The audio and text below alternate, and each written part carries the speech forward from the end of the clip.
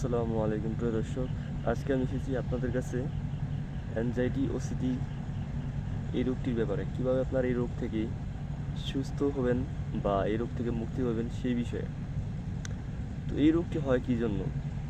এই রোগটি হয় মূলত আপনার টানা অনেক দিন মানসিক চাপ, পারিবারিক কোলাহল, কিছু হারিয়ে যাওয়া, কিছু ব্যর্থতা, সব মিলিয়ে মানসিকভাবে একটু চাপ থাকার পর এই রোগটির সৃষ্টি হয়। কারণ অন্য মানুষের তো এরকম হইতেছে না, কিন্তু আপনাদের হয়েছে। আপনারা হয়তো অনেক দিন টানা খুব কড়াভাবে মানসিক চাপের মধ্যে ছিলেন, বিদায় এই রোগটি হয়েছে, এই অ্যাংজাইটি। যখন এই রোগটি হয়, মানসিক চাপের মধ্যে থাকেন, তো ওখান থেকেই এই রোগটির উৎপত্তি হয়। আসলে প্যানিকের একটা পরের বিষয় আর কি। যেটা দিয়ে উদ্বোধন হয় এই রোগটা শুরু হয়, সেটি হচ্ছে মানসিক চাপ অতিরিক্ত।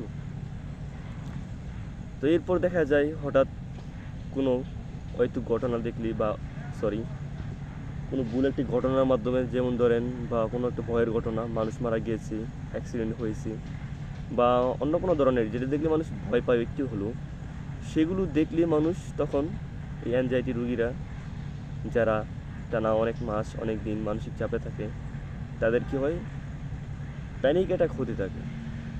প্যানিক অ্যাটাক হওয়ার পর থেকেই তারা বিভিন্ন ধরনের হয়তো চিন্তা করে, হয়তো চিন্তার মাধ্যমে তাদের একটার পর একটা চিন্তা লেগেই থাকে, আর তারা সেটি বিশ্বাস করতে থাকে। দেখছেন, এটা একটা মানসিক চাপ প্রথমত।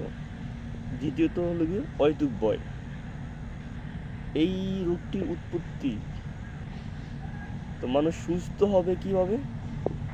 হ্যাঁ, আপনারা মানসিক চাপ থেকে দূরে থাকবেন, আর অহেতুক চিন্তা থেকে আপনারা সেটিকে বুঝবেন, ইগনোর করবেন।